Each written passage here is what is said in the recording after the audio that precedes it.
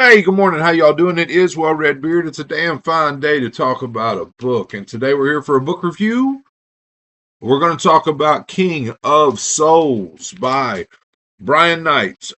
There's an introduction by Tim Waggoner, who I know. I know I've read a couple Tim Waggoner books back in the day. I had not heard of Brian Knight. I looked into this book. I bought a book on Pango. When I do that, I will generally scroll through the seller's inventory, especially if they don't have a lot. I think this particular seller had 30 or 40 books for sale, and I added a couple more to the order because once you pay that $5 shipping or whatever it is, then adding additional books to it is pretty cheap. So this book was $1, and it is signed, and it is out of 300 copies. So there are some on eBay. I looked, but they're like 20, 25 bucks. This came out in 2006 and published by Earthling Publications. Yeah. So synopsis, and then we'll talk about it. I really enjoyed this. I mean, it is about a 53-page novelette, 55-page novelette.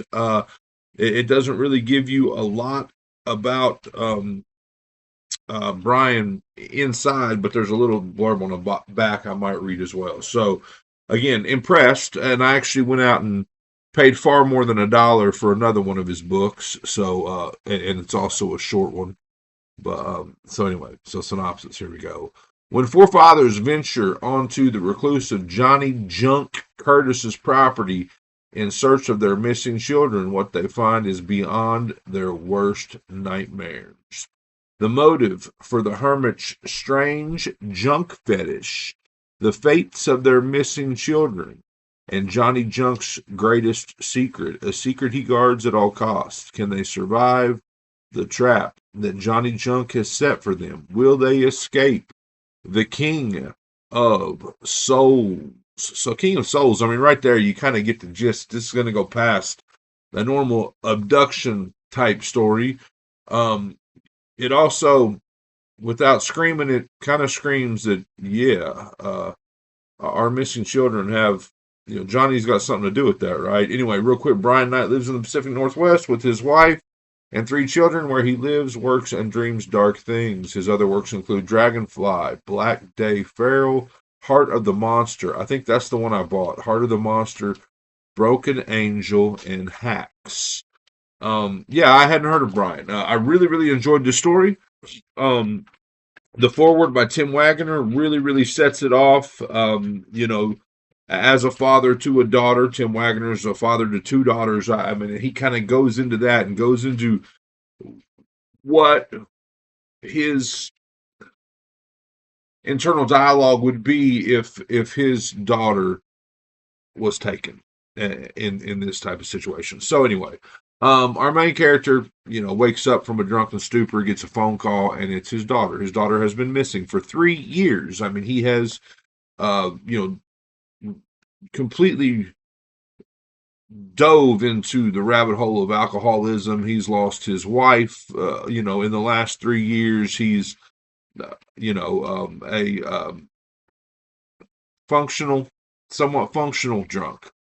And he gets a phone call, and it's his daughter. He hasn't heard her voice in 3 years, and he recognizes the caller ID. He recognizes the caller ID from a roadside billboard for this junk dude. Drop your shit off here. Anyway, so he meets with some other gentlemen around town who have also lost children. I mean, there was a bunch of children went missing, around the same time, and unsolved case. And he talks to these fellas, and they get together, and it says right there, 4 fathers venture onto the property.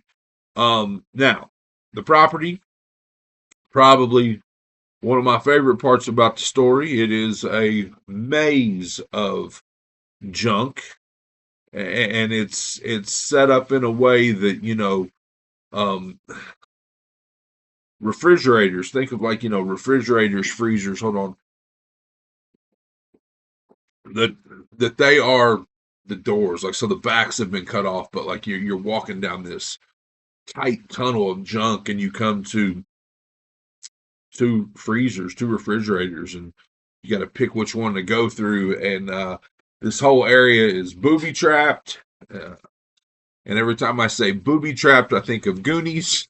I said booby trapped. Anyway, that's what I said. Anyway, so but booby trapped, and most of these booby traps deal with rattlesnakes, like falling from the ceiling, being behind a closed door. So if you got a snake issue, beware. But yeah, they're trying to find their missing kids, and that's really, man, the gist. That's about as far as I can take it. I will say that there's one scene where they come into this open circle, and the entire circle is, I mean, again, it's just jam packed tight with junk, but it's just a circle of refrigerators, and every single one, which one is the right one, and what's behind these closed doors, and so the dread and the suspense building. I mean, it's real, and it's, again, what he does with 53, 55 pages is pretty dynamic, in my mind. But again, the culmination is unexpected. It's deeper than you would expect. It's a discovery that goes past anything you would expect from a child abduction type story. So, yeah, I really enjoyed it. I gave it 4 stars. This is King of Souls by Brian Knight. Well Red Beard, I hope you enjoyed it, and I hope you're enjoying all your books, all of them, as much as I am. If not, you read the wrong damn books.